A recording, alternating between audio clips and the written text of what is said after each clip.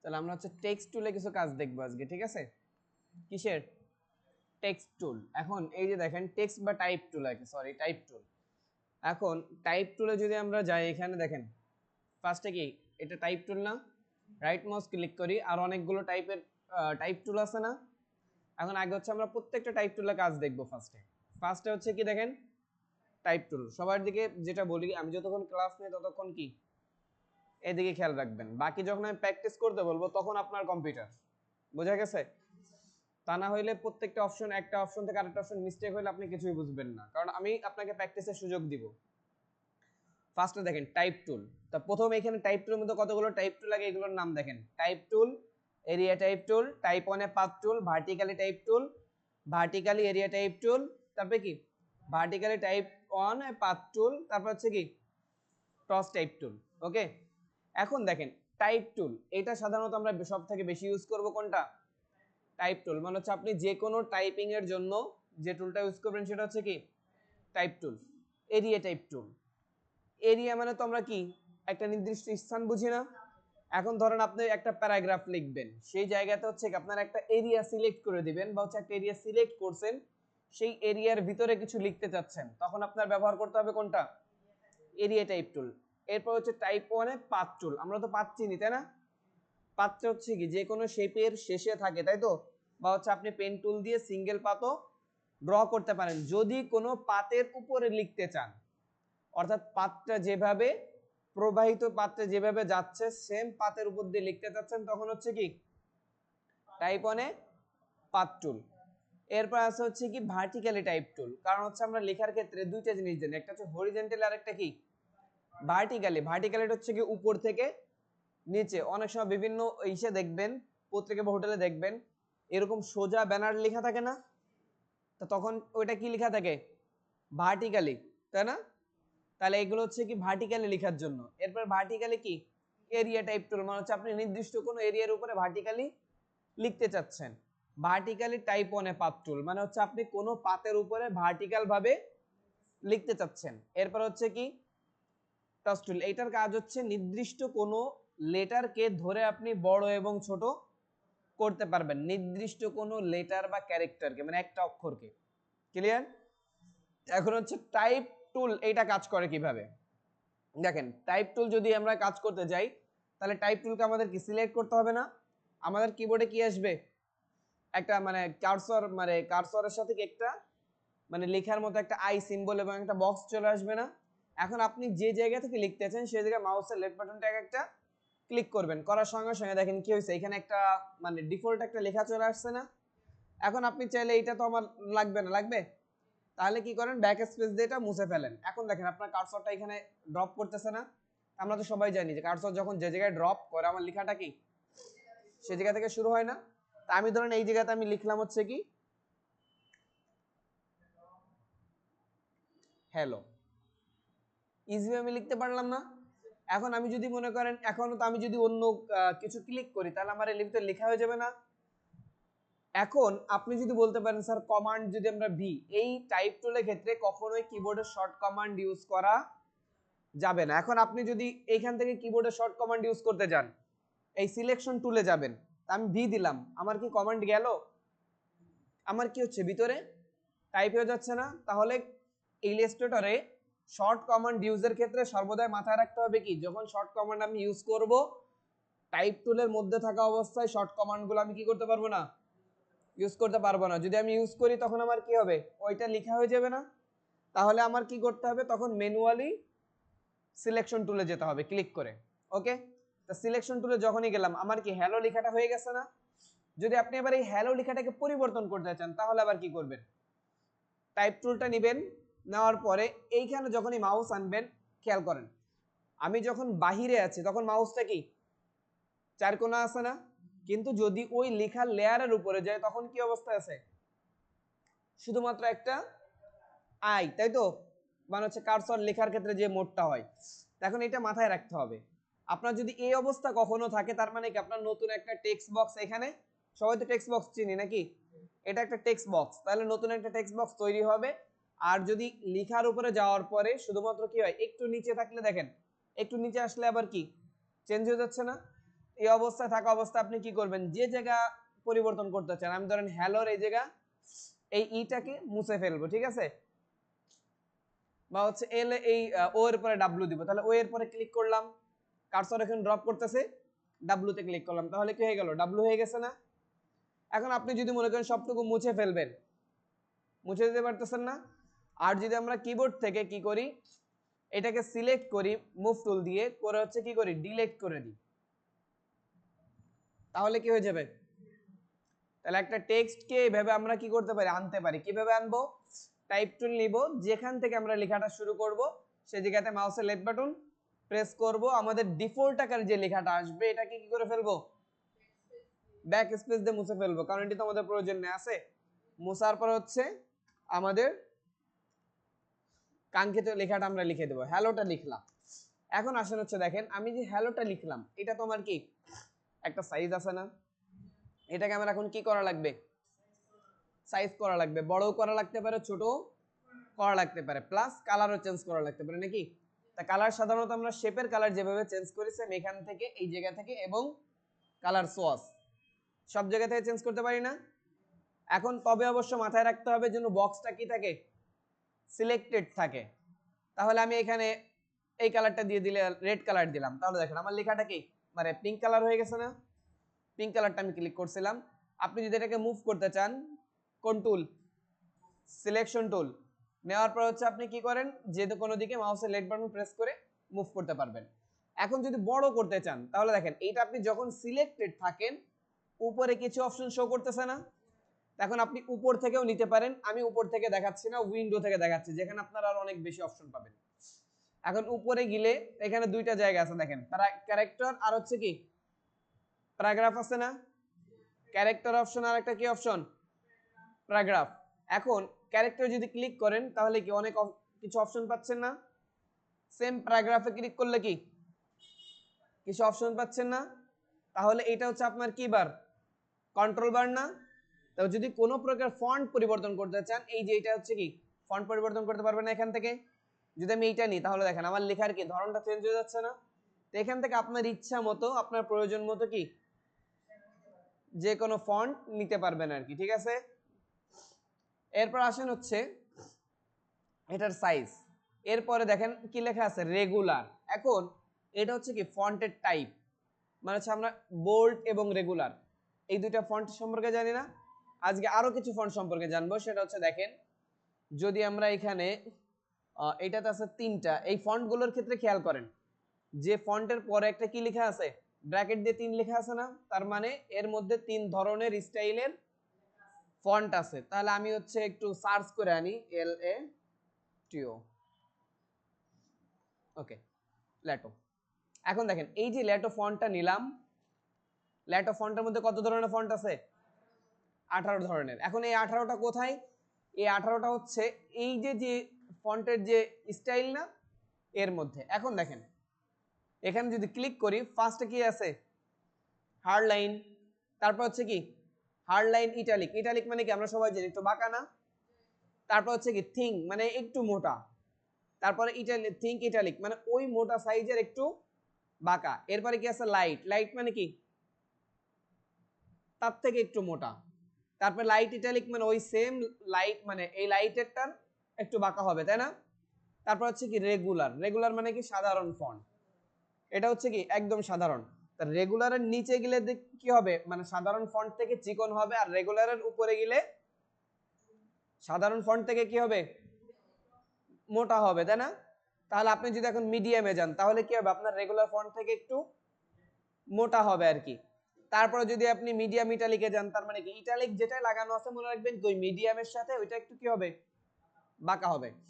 তাহলে এইগুলো হচ্ছে কি এই স্টাইলগুলো কি বলেন তো, ফন্টের থিকনেস মানে ফন্টের পুরো, অর্থাৎ আমরা তো ইসে মাইক্রোসফট ওয়ার্ডে কি করি একটা বোল্ড অপশন অন অফ করি না, কিন্তু এখানে বোল্ড অপশন অন অফ এর জায়গা নেই, এখানে কি করতে হবে ফন্টের ধরন ইউজ করতে হবে। তাহলে ওইখানে শুধু বোল্ড আর ইটালিক আছে, আর এখানে কি মানে সিঙ্গেল মানে একদম রেগুলারের নিচ থেকে শুরু করে আরো কি ব্ল্যাক পর্যন্ত আছে, যেটা বোল্ড থেকে একাধিক অনেক মোটা। ওকে, তাহলে এগুলো হচ্ছে কি ফন্টের স্টাইল মানে হচ্ছে ফন্ট চিকন হবে, মোটা হবে না সাধারণভাবে হবে, তাই না? তো এখান থেকে আপনারা যেটাকে চুজ করবেন সেটা আপনার ফন্টে কি হয়ে যাবে, অ্যাপ্লাই হয়ে যাবে না? তাহলে খেয়াল করেন, একটা হচ্ছে ফার্স্টে ফন্টের নাম চেঞ্জ করলাম, তারপরে কি করলাম, ফন্টের ধরন পরিবর্তন করলাম, তাই না? মোটা হবে মানে ফন্টটা কি একটু ডার্ক বা মোটা হবে নাকি চিকন হবে, লাইট হবে, ক্লিয়ার? এরপর আসেন হচ্ছে কি ফন্ট সাইজ, দেখছেন ফন্ট। এখন হচ্ছে আসেন আপনি ফন্টটা কতটুকু রাখবেন, ছোট নাকি বড়? এখন আমার ফন্টটা কতটুকু আছে দেখেন তো, 12 পিটি, তাই না? যদি আপনি মনে করেন এখান থেকে আরো বড় করবেন, পারবেন না বড় করতে? 72 পিটি পর্যন্ত এখানে আছে। এখন 72 অধিক যদি আপনার লাগে বা হচ্ছে এর ভিতর যে ভ্যালুগুলো নেই, দেখেন 21 থেকে একবারে কোথায়, 24 না? এখন আপনার লাগবে 22, কিভাবে নেবেন? তাহলে এখানে ম্যানুয়ালি কি করে ফেলেন, ক্লিক করে 22টা লিখে ফেলেন, লিখে ইন্টার দেন, তাহলে দেখেন আপনার এখানে কি 22টা সেট হয়ে গেছে না?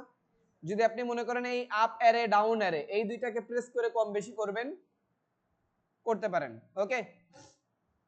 তাহলে দেখেন আমরা ফন্ট নিলাম, একটাকে লিখলাম, লেখার পরে সেটার মানে ফন্টকে চেঞ্জ করলাম, তাই না? ফন্টের ক্যাটাগরিকে চেঞ্জ করলাম, এরপর হচ্ছে কি ফন্টের ধরনও চেঞ্জ করলাম নাকি? এরপর আসেন হচ্ছে কি ফন্টের সাইজ, তাই তো? সাইজও চেঞ্জ করলাম না? এর আগে দেখেন একটা আছে কি অপাসিটি, এটা কি অপাসিটি। এখন অপাসিটির কাজ কি আমরা সবাই তো জানি। এখন এই কালার ফন্টটা কতটুকু মানে ডিপ দেখা যাবে নাকি নরমাল দেখা যাবে না কেমন লাগবে? এখন আমি যদি অপাসিটিটা কমাই, নিয়ে যাই কমের দিকে নিয়ে যাই, খেয়াল করেন আমি মাউসের রিবন ঘুরাইলে পার্সেন্টেজটা কমবে, ওকে? এর ভিতর কার্সর রেখে মাউসের রিবন উল্টা দিকে ঘুরাইলে কমবে, সামনের দিকে ঘুরাইলে দেখেন আমি যত হালকা করতেছি তত কি হচ্ছে, মানে ফন্টটা হালকা হয়ে যাচ্ছে না? এখন আপনি যদি এখানে ম্যানুয়ালি লিখেও নেন তাও কোনো প্রবলেম নেই, আমি লিখে 100 লিখে দিলাম, ওকে? তার মানে এখন কি ফন্টটা ফুলফিল আছে। তাহলে এখানে কয়টা কাজ দেখলেন, অপাসিটি, ফন্টের ধরন মানে ফন্টের ধরন মানে সরি ফন্ট, আর হচ্ছে কি ফন্টের স্টাইল, তাই তো? এখন এরপর হচ্ছে দেখেন প্যারাগ্রাফের যে কাজ। এখন এই তিনটা আপনি এখানে পাবেন কখন, যখন আপনার এই ক্যারেক্টার প্যানেলটা অন থাকবে।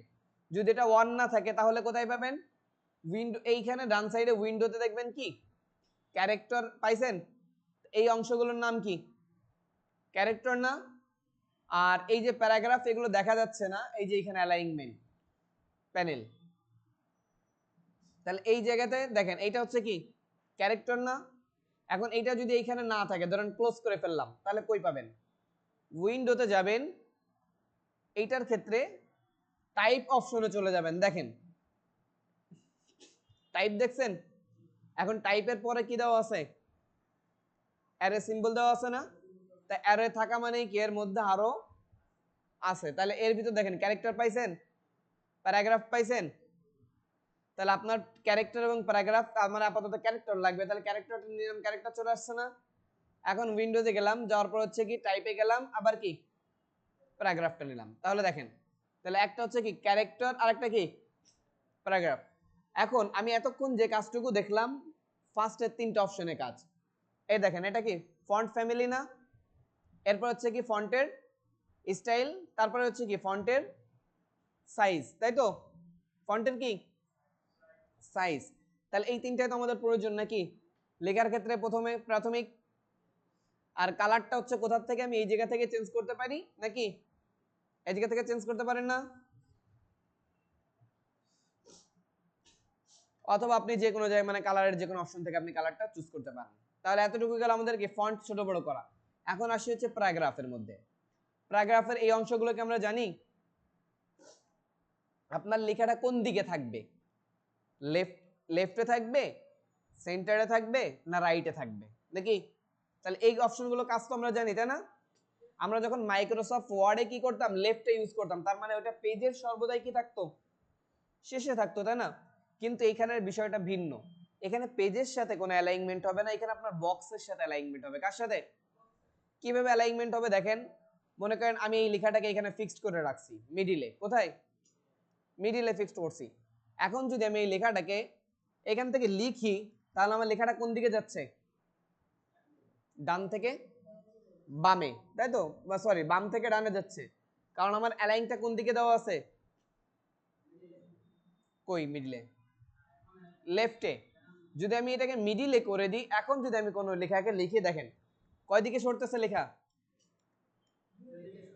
দুই দিকে না, কারণ আমার যে মিডিল যেটা ওইটাকে কি রাখতেছে, সোজা রাখতেছে। যদি আমি লেফটে রাখি, আমি এটাকে কন্ট্রোল জেড দিয়ে ব্যাকে আসি, লেফটে রাখি, তাহলে কি হবে, লেখাগুলো সরতেছে কোন দিকে, তাহলে আমার লেফট সাইডে যে লেখাটা মানে রাইট সাইডে যে লেখাটা ছিল ওটা কি ফিক্সড না, তাহলে এই তিনটার কাজ কি, আপনি যদি অ্যালাইন টু লেফট ইউজ করেন, আপনার লেফট সাইডে যে লেটারটা আছে ওটা কি থাকবে, ফিক্সড, বাড়বে কোন দিকে, রাইট দিকে। যদি সেন্টারে নেন তাহলে কি মাঝের যে অক্ষরটা ওইটা কি থাকবে, মানে মাঝের অংশটা ফিক্সড থাকবে, তাই না, আর দুই সাইডে কি হবে, বাড়তে থাকবে। আর যদি রাইট নেন তাহলে লেফটেরটা ফিক্সড থাকবে, বাকি দিকে বাড়তে থাকবে। ক্লিয়ার? তাহলে এখন এইগুলো হচ্ছে আমরা কখন ইউজ করব, কিভাবে ইউজ করব, এটা আমরা কার্ডের এই সময় দেখব। এখন যখন হচ্ছে আপনি অ্যালাইনমেন্ট করবেন ডান দিকে, তখন আপনার সর্বদাই এটা কোন দিকে থাকবে, মানে আপনি একটা ভিজিটিং কার্ড তৈরি করতেছেন, তার লেখাগুলোর নামটা সাধারণত এই সাইডের দিকে থাকে না। তো এখন আপনি যখন ক্লায়েন্টকে দিবেন, তখন ওই ব্যক্তি তো আপনার নামের থেকে ওই ব্যক্তির নাম বড় হতে পারে না, হ্যাঁ, তখন সে যখন লিখবে, আপনি যদি অ্যালাইনমেন্টটা সোজা না করে দেন, তখন সে লেখার সময় কি হবে, ওটা আবার বামে যদি চলে যায় সমস্যা না, আইকনের উপর। এগুলো আমরা পরবর্তীতে আরো আলোচনায় আসবো। তাহলে এই তিনটা অপশনের কাজ তো আমরা জানি নাকি। এরপর হচ্ছে দেখেন জাস্টিফাই। এখন জাস্টিফাই হচ্ছে কিসের ক্ষেত্রে, প্যারাগ্রাফের ক্ষেত্রে।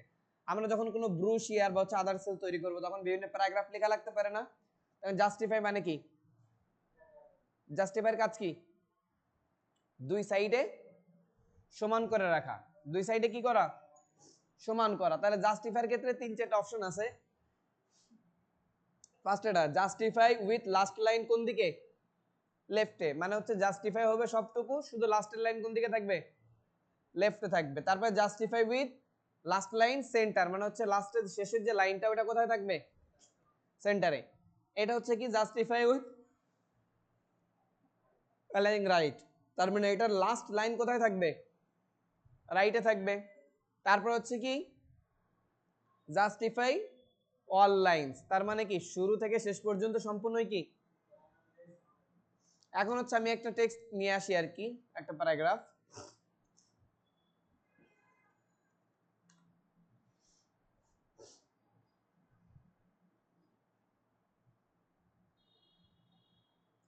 এটুকু কপি করলাম, করে হচ্ছে আমি ইলাস্ট্রেটরে পেস্ট করি। তাহলে আমি টেক্সট বক্সটা নিব না, আগে এখানে ক্লিক করলাম, টেক্সট বক্স পেয়ে গেছি না, এখন এটাকে মুছে ফেললাম, এর মধ্যে কি পেস্ট করি। এখন একটা বিষয় খেয়াল করেন, আমার লেখাটা কিভাবে আসছে দেখেন তো, একটা লাইনে আসছে না, কয়টা লাইন আসছে, একটা লাইন। তাহলে আপনার এখানে কি, যখন আপনি এইভাবে কাজ করবেন তখন এটা কি একটা লাইনে আসবে না। এখন আপনি চাচ্ছেন কি এটা এক লাইনে আসবে না, এদের যেভাবে প্যারাগ্রাফ আকার আসছে না, এদের যেভাবে, তাহলে আপনি সেইভাবে আনতে চাচ্ছেন নাকি। তাহলে আপনার কি করতে হবে, আগে এরকম একটা প্যারাগ্রাফের বক্স আঁকতে হবে। ওকে, আমি ধরেন হচ্ছে এখানে কি করি, একটা শেপ নিই, নিয়ে হচ্ছে কি এই বক্সটা ড্র করি। ক্লিয়ার? এখন আমি চাচ্ছি এই বক্সের ভিতরে কি হবে, ওই লাইনটা থাকবে। তাহলে আমার কি নিতে হবে, এখানে সেকেন্ড যে টুলটা আছে টাইপ এরিয়া টুল, আনার পর আপনি হচ্ছে এখানে কি করেন, উপরের যে মাথা এই জায়গা থেকে শুরু করবেন না, একটা ক্লিক করেন, সাথে সাথে দেখেন এখানে কি মানে কিছু লেখা নিয়ে নিছে না। আমি এটাকে ব্যাক স্পেসে মুছে ফেললাম, আমার লেখাটা কি করলাম, পেস্ট করে দিলাম। এখন হচ্ছে দেখেন এখানে তো লেখা বোঝা যাচ্ছে না, যাচ্ছে, কারণ আমার লেখাগুলো অনেক বড় না। আমি হচ্ছে এখান থেকে কি করি, ছোট করে দিই, 6 এ রাখলাম। দেখেন তাহলে এখন আমার লেখাটা কোন দিকে আছে দেখেন তো, আমি একটু বড় করে নিই, লেখাটার অ্যালাইনমেন্ট কোন দিকে আছে। আর যদি আমি প্যারাগ্রাফে এখন ক্লিক করি, কোন দিকে দেওয়া, ডান দিকে না। যদি লেফটে রাখি তাহলে কি হচ্ছে, যদি সেন্টারে রাখি মিডিলে। যদি জাস্টিফাই লেফট রাখি তাহলে কি হচ্ছে দেখেন তো, টোটাল লেখাটা কি সমান হয়ে আছে না। আমি একটু বড় করি আরো, লাস্টের লাইন এটার কোন দিকে আছে দেখেন তো, বাকিগুলো সমান, লাস্টেরটা কোন দিকে, বাম দিকে না? যদি তারপরটা নিই, লাস্টের লাইনটা কোথায় আছে, মিডিলে। আর জাস্টিফাইয়ের কাজ তোমরা সবাই জানো, দুই দিকে কি রাখা, সমান রাখা। তারপর হচ্ছে কি লাস্ট লাইন রাইট, তাহলে লাস্ট লাইন কোন দিকে চলে গেছে। আর যদি টোটাল জাস্টিফাই ক্লিক করেন তাহলে লাস্ট লাইন কি করছে, ওর মাঝে সমপরিমাণ স্পেস নিয়ে ও দুই সাইডে সমান করে ফেলছে না। তাহলে প্যারাগ্রাফ এতটুকু ক্লিয়ার একটা লেখার। যদি আপনি কোনো নির্দিষ্ট স্থানে লিখতে চান তাহলে কি করতে হবে, এরিয়া টাইপ টুল নিতে হবে না। এখন আপনি যদি একে এখন ধরে বড় করেন, বড় হচ্ছে না, মানে আপনি এই এরিয়াটাকে দেখেন, আমার একটা কি তৈরি হয়ে গেছে, মানে একটা এরিয়া হয়েছে না। কিন্তু এটার ক্ষেত্রে আমি যদি টান দিই তাহলে কি হচ্ছে, লেখা বড় হচ্ছে না। তাহলে এইটুকু মাথায় রাখবেন, আপনি যদি এরিয়া টাইপ টুল নেন তাহলে আপনি এই এরিয়াকে কি করতে পারবেন, বড় করতে পারবেন। কিন্তু এইটার ক্ষেত্রে আপনি বড় করলে কে বড় হবে, লেখা বড় হবে, এখানে কিন্তু কোনো ফন্ট বড় হবে না। তাহলে এই দুইটা টুলের কাজ কি বুঝছেন, এরিয়া টাইপ টুল আর এরিয়া টাইপ টুল। প্লাস লেখাগুলো কি করা, ছোট বড় করা পারবেন। ওকে, এখন হচ্ছে আরেকটা বিষয় দেখাই, টেক্সটের কাজ। আমরা যখন প্যারাগ্রাফ লিখি আমরা সাধারণত ডান থেকে বামের স্পেস দিয়ে থাকি না। ধরেন আমি চাইলে কি করতে পারতেছি, ধরেন এখানে আমার কিছু স্পেস প্রয়োজন, আমি এখানে টাইপ টুল নিলাম, নেওয়ার পর হচ্ছে কি, আর লেখাকে এডিট করার সময় সর্বদাই কোন টুলটা নেবেন, টাইপ টুল, এরিয়া টাইপ টুল না, কিন্তু শুধুমাত্র লেখার শুরুতে এরিয়া টাইপ টুল নেবেন, বাদ বাকি টাইমটা কত, টাইপ টুল। কারণ আপনার যখন একটা এরিয়া সেট করা হয়ে গেছে তখন আর এরিয়া টুলের কোনো কাজ। এখন যদি আপনি এখানে চান তাহলে আপনি স্পেস দিয়ে কি বাড়াইতে পারতেছেন না, ট্যাব দিলে কি আরো বেশি বাড়তেছে না স্পেস। এটা কোন দিকে, ডান থেকে বামে। এখন হচ্ছে দেখেন, আপনি যদি মনে করেন যে না আপনি এই লাইন থেকে এই লাইন থেকে এর মাঝে যে জায়গা আছে এটাকে কি করবেন, বড় করবেন। তাহলে আপনার হচ্ছে কি এখানে ফন্টের পরে দেখেন আরেকটা অপশন আছে, এটার নাম হচ্ছে কি সেট দা লিডিং না, সেট দা কি, যদি আমি এইটাকে সেট দা লিডিংটাকে বাড়াই এখানে অ্যাপ্লাই হবে না, কারণ হচ্ছে আমি কোনো কিছু সিলেক্ট করে নিছি। তাহলে আমি হচ্ছে এটাকে ক্লিক করি, এটাকে ধরি শুধুমাত্র, যদি লিডিংটা বাড়াই তাহলে দেখেন কি হচ্ছে, একটা লাইন থেকে আরেকটা লাইনের দূরত্ব বাড়তেছে না। তো এখন এইটা কি আপনার প্রয়োজন মতো আপনার রাখতে হবে না। তাহলে আপনি যদি এত বেশি রাখেন ভালো লাগবে।